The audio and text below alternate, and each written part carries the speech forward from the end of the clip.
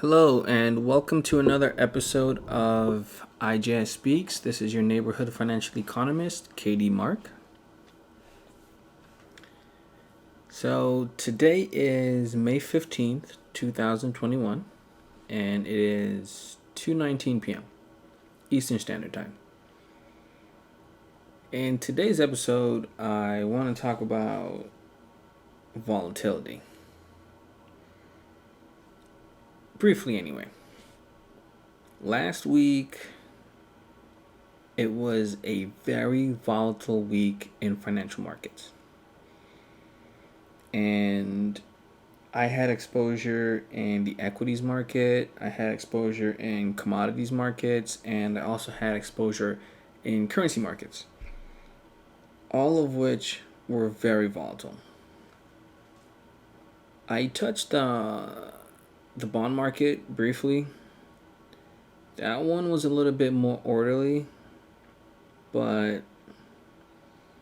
again, that probably has something to do with the Federal Reserve and the outsized influence that it has in that market.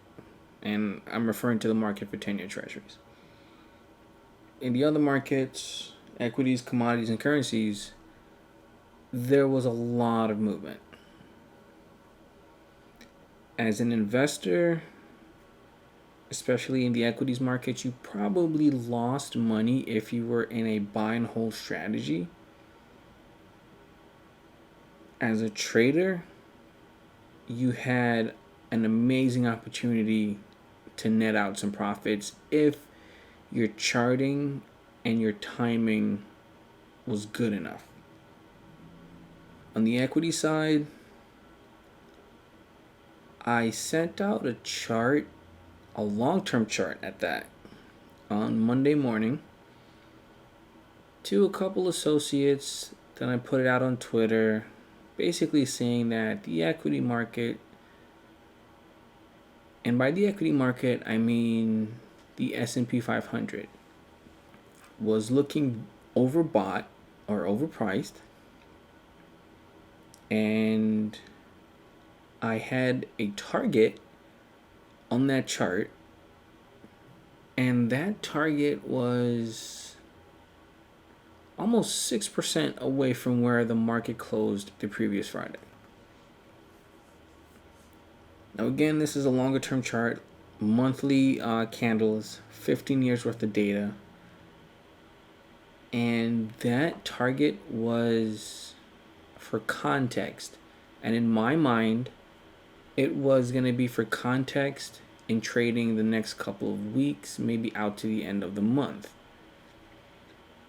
On Monday morning, S&P was, let's just call it about 4230-ish. The target for support was 4,050 on the S&P. After 3 solid days of trading down, it hit that price target on Wednesday and then bounced around end of day Wednesday into Thursday morning. But by the end of close on Friday, the S&P had recovered most of that down move and closed out about 4173. Similarly, in the commodities market, we also saw a lot of volatility. I have longer term exposure to gold, but I'm shorting gold based on a correlation relationship that it has with the 10-year treasury and the macro fundamentals on 10-year government note prices should also drag down the price of gold with the 10-year treasury. So lower bond prices, higher yields, higher inflation outlook, the need for higher yields, unwinding of monetary policy pushes yields higher. The soft commodities in the grains market, on the other hand, leading up to last week, they were showing a strong move higher in prices. I got some exposure, took a long position in corn, soybeans, and wheat. I want to say by Wednesday, I was closing out my positions, netted a loss on corn and wheat. Soybeans was a little bit more resilient, held up better in the down move in the grains market. Was able to take profits on soybean, but compared to the low volatility that we saw in the grains for the previous several trading weeks, there was a spike in volatility towards the end of this trading week. Similarly, in currencies, I was taking exposure, and I still am actually, taking exposure against the dollar in the Aussie, the euro, and the pound. So I was looking for a long dollar play. So I was shorting those currencies. Took profits on those. There was a sharp move lower, a bit of a consolidation. Took profits, and then the dollar reversed again. Basically undid the sharp move lower. So I'm looking to catch a repeat of that move. So basically the dollar ran up, consolidated, pulled back, basically reset, and is poised to run up again. But compared to previous trading weeks, a lot of volatility, the price is bouncing around, and if you're taking a long-term position in it, you would have seen the move up, the move down, and netted out a small gain or maybe a small loss on the week. But as a trader, there was opportunity there in that volatility to make money. Market activity like this highlights the difference between a trading approach versus an investing approach. Where an investing approach, you see the price is moving sharply in one direction, then reversing, then consolidating, and at the end of the week, the end of the month, the end of the quarter, you may only net out a small change, positive or negative, versus as a trader, you have an opportunity to time the market as best you can using technical analysis, and you can position yourself for both gains on the long side and gains on the short side if this is something that you're proficient at. So, wanted to highlight that. Last trading week, filled with volatility, filled with opportunity for traders. A bit of a waste of time for investors. But there are times when markets are trending and traders have to take on a similar approach to investors, where you're buying and holding, maybe for not as long a period as the investors do, but you're still basically just sitting in positions and watching them mature as markets trend. Now let's jump into the trade book. As an inflation play, because let's face it, monetary policy, fiscal policy, the way they're set up, the way they're being deployed, is only going to stimulate inflation. Whether it's transitory, like the Fed is saying, or maybe a little bit longer lasting, is to be determined. But either way, I do think that we can expect higher prices. To take advantage of that, I've been positioning in the S&P 500, and I'm playing that through the SPY ETF. And again, taking a long position in the S&P, using options on the ETF, typically call verticals, and laddering those verticals out several weeks at a time, 2 or 3 weeks at a time, which it gives me the opportunity to take advantage of a trending market. It gives me the opportunity to take advantage of sharp moves up. But compared to futures or an outright futures position, it gives me a little bit more protection on the downside when the markets move against me, because with an option spread, you're only risking the premiums you paid for the options, versus in the futures play, you're looking at putting your margin at risk, or you're exposing your margin to unlimited risk. Similarly with gold, I have my exposure in gold through the GLD ETF. In that case, I'm shorting gold instead of going long because of the relationship that gold has established with the 10-year Treasury and the macro fundamentals behind that linked to monetary policy. Another play on rising prices due to inflation, oil. And I've been watching oil for a little bit, and I'm taking on exposure in long oil through the USO ETF, so buying call options on that one. And similar to the SPY, I'm using call verticals, laddering them out a couple weeks at a time, and looking to take advantage of moves up in oil and have a little bit of protection on the downside, with the risk being limited to the premiums I'm paying for the options. Oil has been in a bit of a sideways trading range, so intra-week there are opportunities to sell at the top of the range, buy at the bottom. I haven't necessarily been playing it like that, but I have noticed the trading range. What it has done is allow me to time my purchases of the options so that I get the best, or as close to the best pricing as I can for my long position, and also setting the top of my vertical spreads just underneath the top of the range that I'm noticing oil trading in, so that if the contract or if the price closes above the spread, I get the full potential profit on that spread without the price of oil having to break out of that range.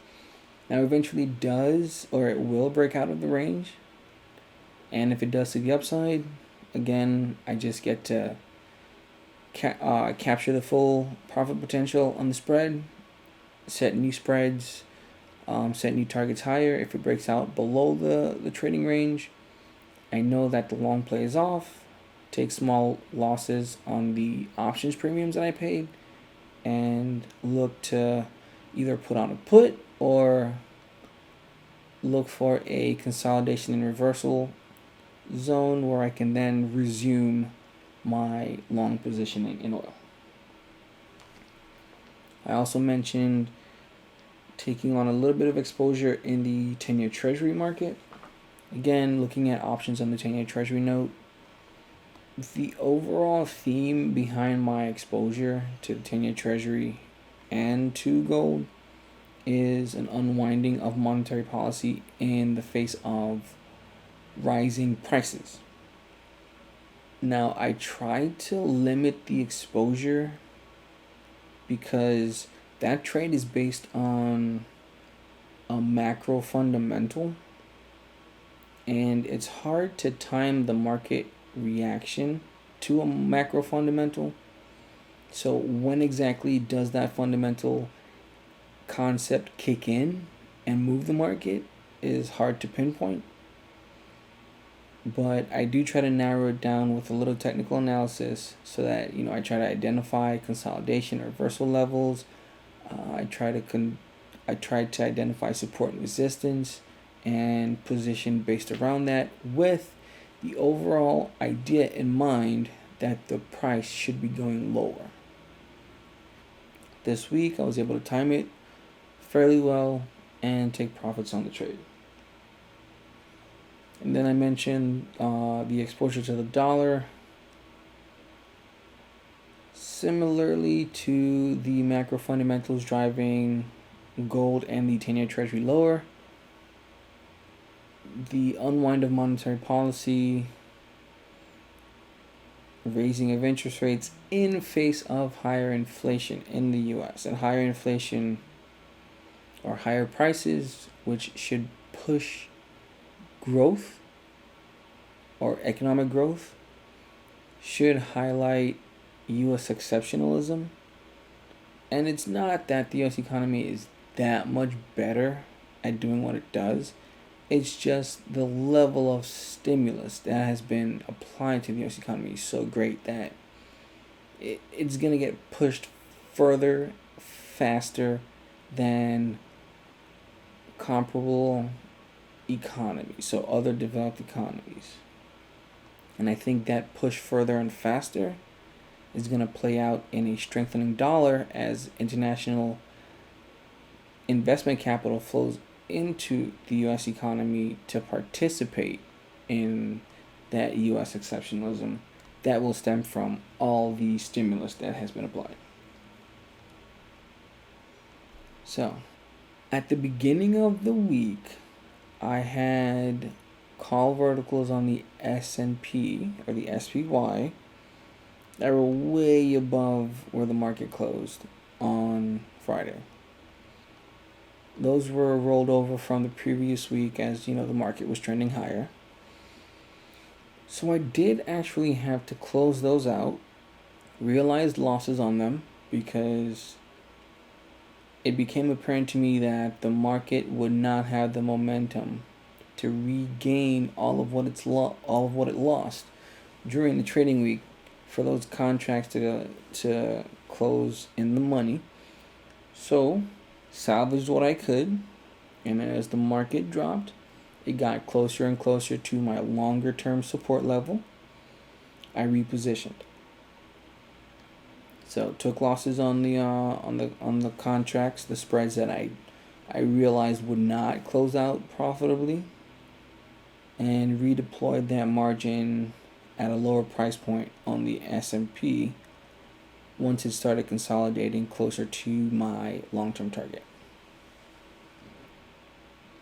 Similarly on gold, there was a run-up in gold because of the drop in the dollar towards the beginning of the week, which made it apparent to me that some of my gold put verticals were too far out of the money, and the market did not have the momentum to cover the ground needed for those contracts to expire profitably.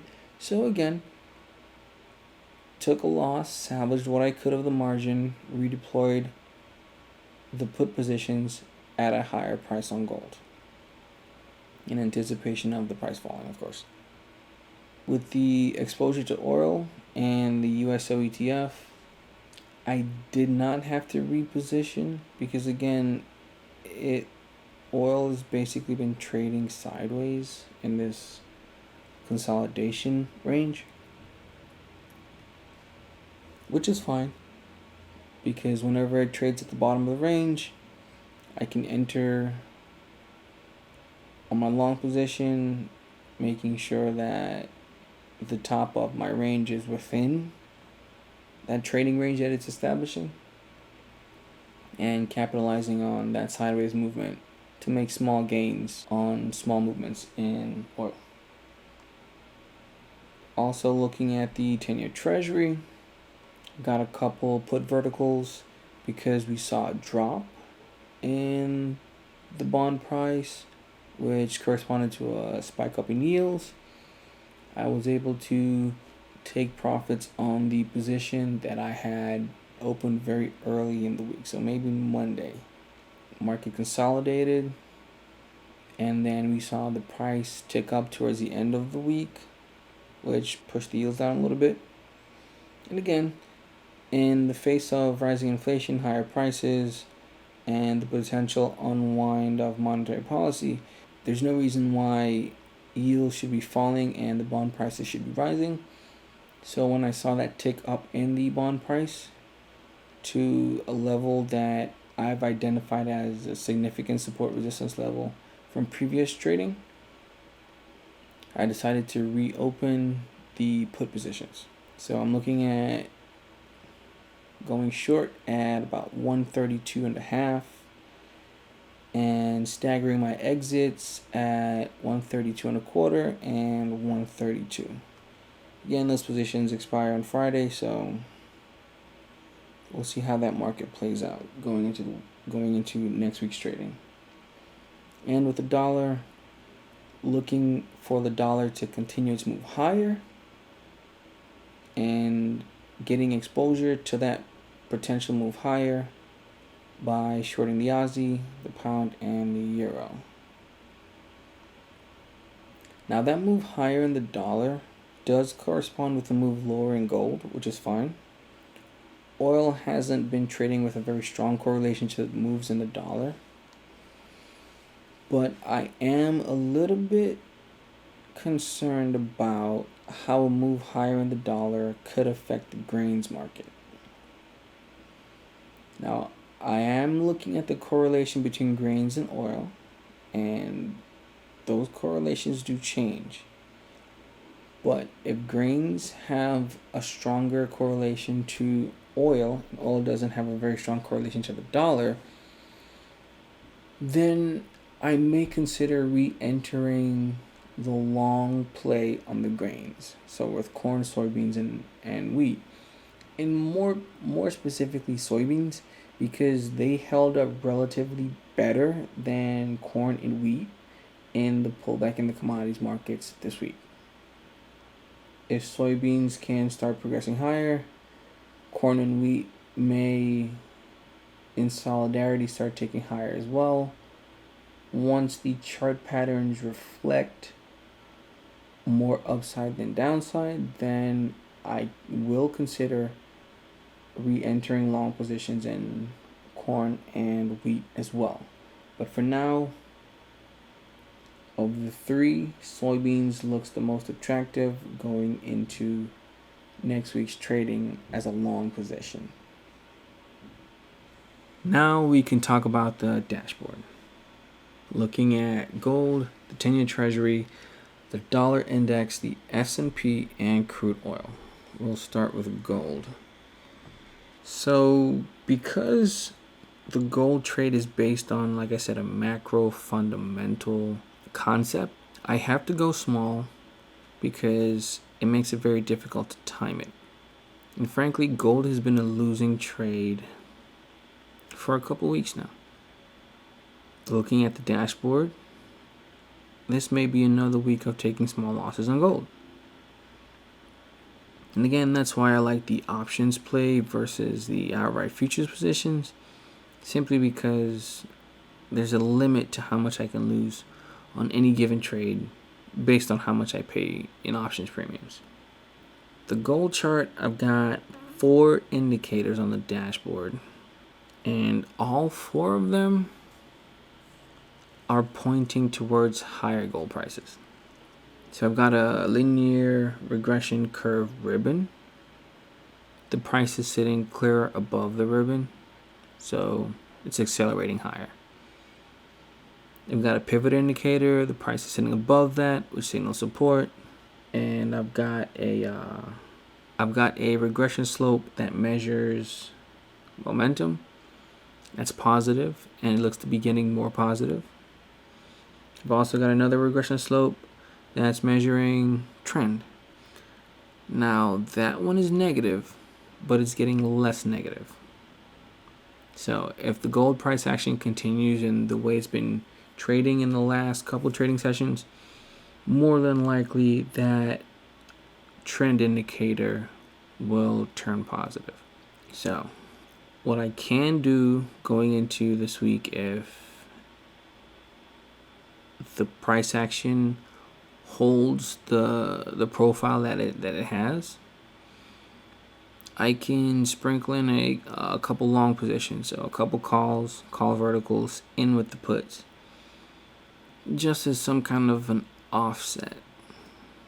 So maybe on like a 2-to-1 ratio, where I can have 2 puts for every 1 call, so that if the puts expire worthless, at least I'll have the call in there to offset some of the loss of premium.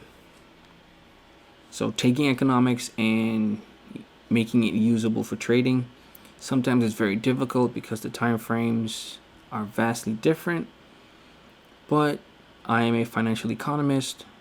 This is what I do. We're seeing a move higher in the price of the 10-year Treasury, but it's sitting in this ribbon, so it has just as much potential to move up and accelerate out of the ribbon as it does to decelerate and fall out of the bottom of the ribbon. The pivot indicator, however, is sitting below the price, so that's support.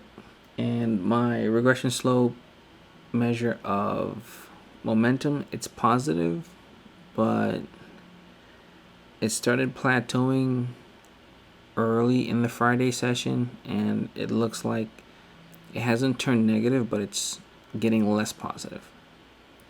The regression slope measure of trend is negative, but getting less negative. If the momentum slows down, that should keep the trend from turning positive. But again, we'll see how that plays into the first couple trading sessions. If necessary, I can use an approach similar to the one that I'm applying to gold, where for every two put verticals, I can sneak in a call vertical just to offset the chance of the put verticals expiring worthless and covering some of the premiums that I paid for them. Then we have the dollar index. It's accelerating lower. It's outside on the lower side of the regression curve ribbon. The pivot indicator is above the price, so that's resistance. The momentum indicator is negative and getting more negative. And the trend indicator is positive, but getting less positive. So it does look like the dollar index is accelerating lower. So first couple trading sessions, we may see a small move lower in the dollar. It consolidates towards the middle of the week, maybe towards the end of the week. It turns around and reestablishes its move higher. S&P, all signs are pointing to the sky. So it's sitting above its regression curve ribbon, which means the price is accelerating higher. The pivot indicator is below the price, so a signal of support. The measure of momentum is positive and getting more positive. And the measure of trend is just below the zero line. So it's negative, but it's been getting less and less negative throughout the last two trading sessions. If the price action continues, the trend should also turn positive. So it looks like the S&P is on track to accelerate higher into the next few trading sessions and more than likely return to that move that it was moving higher for the last several weeks, last several months.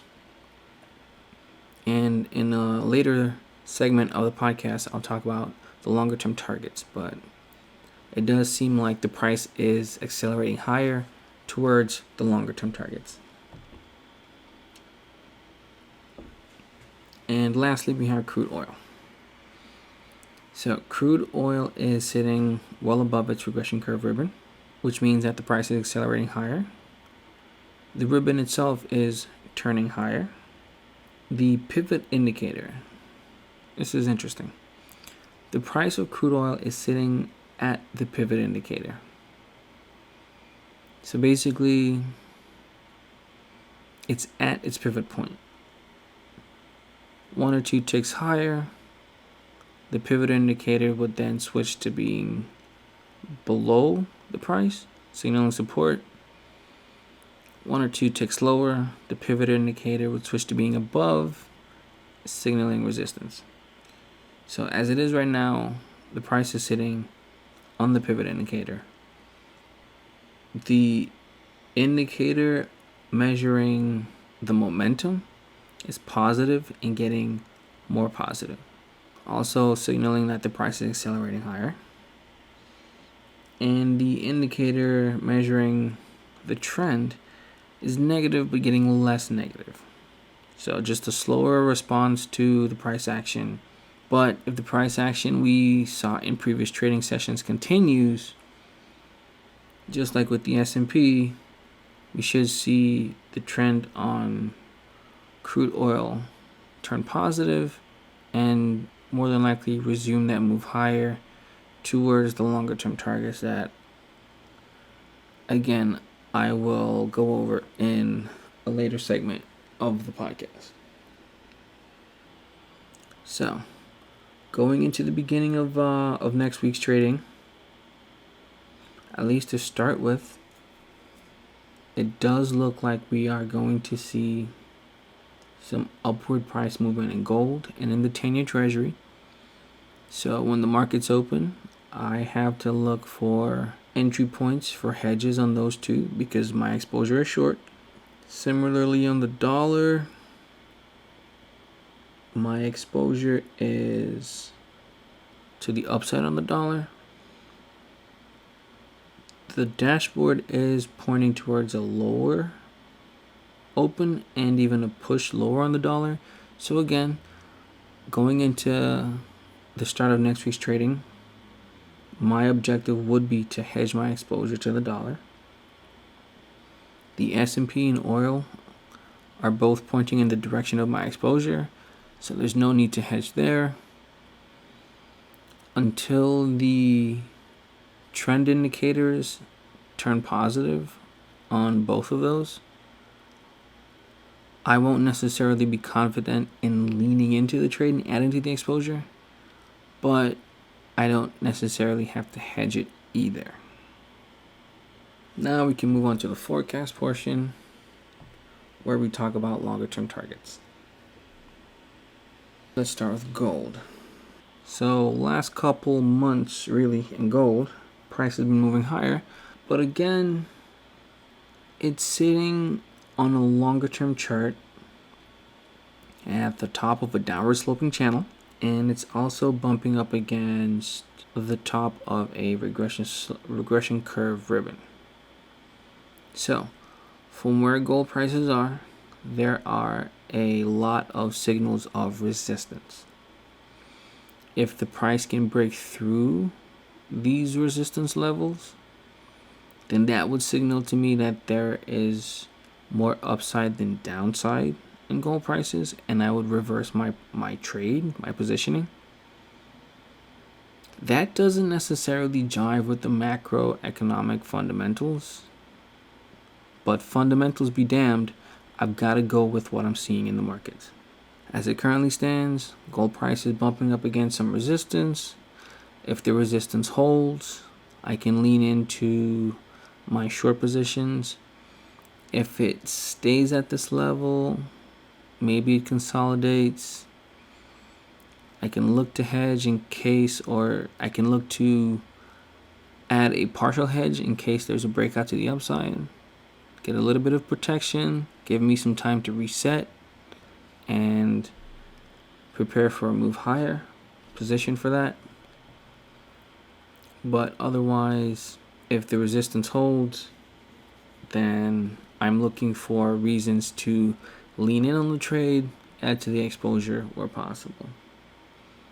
And with gold, for instance, on Friday it closed at $18.44.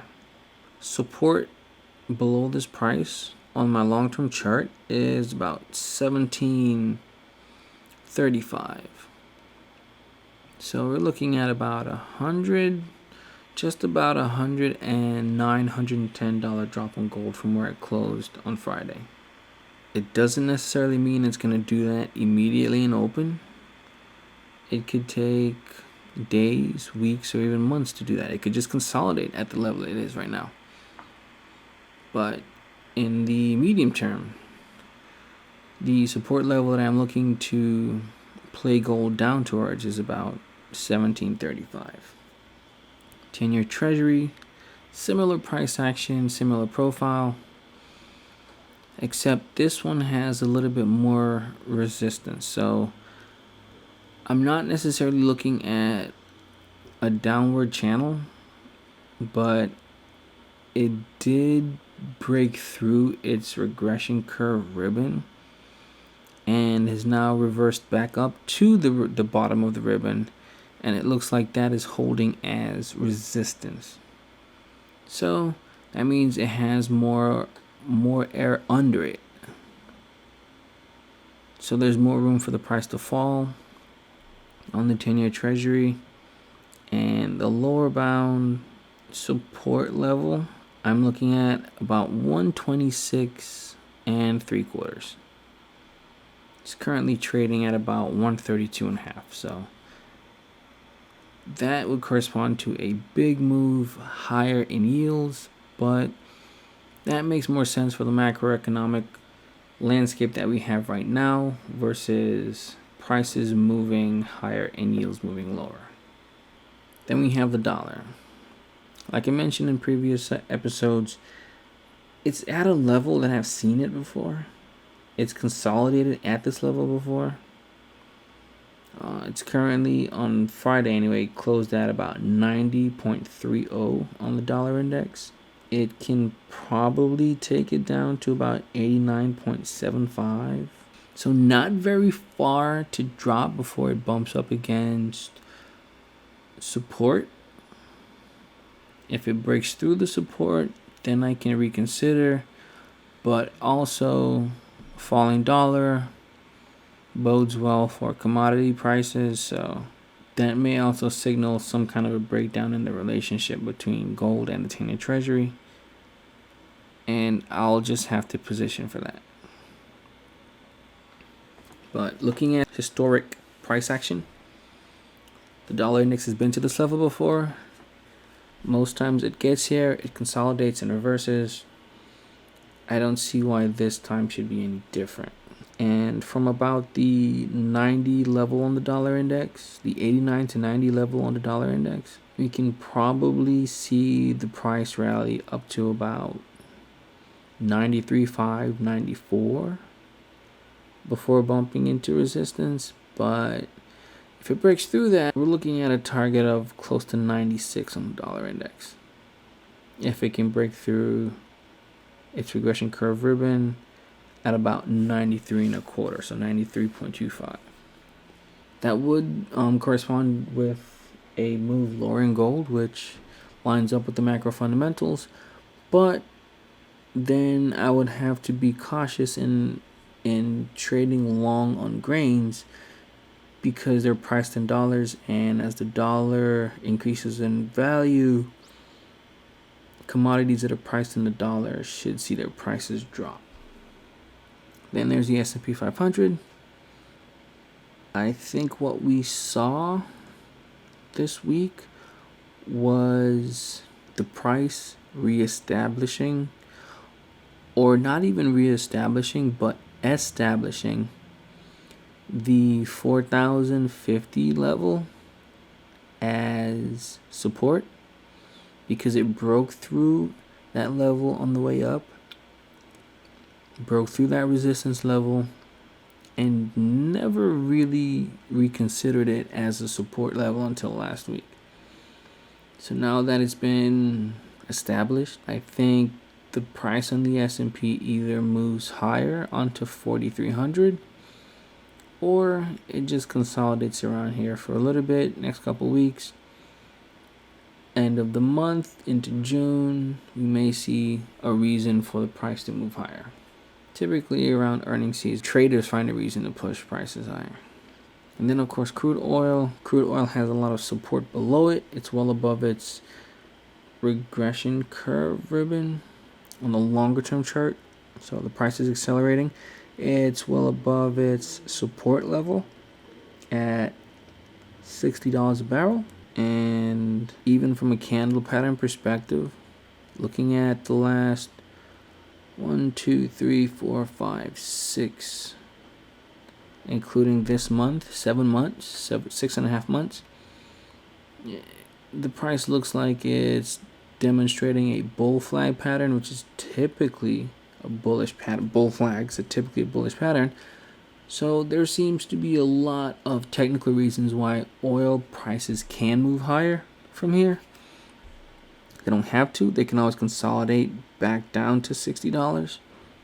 Equally as likely, but what I don't see is the price breaking down below that $60 level before it makes it up to about $77 to about $80 a barrel. And that's it for today's episode of IJS Speaks.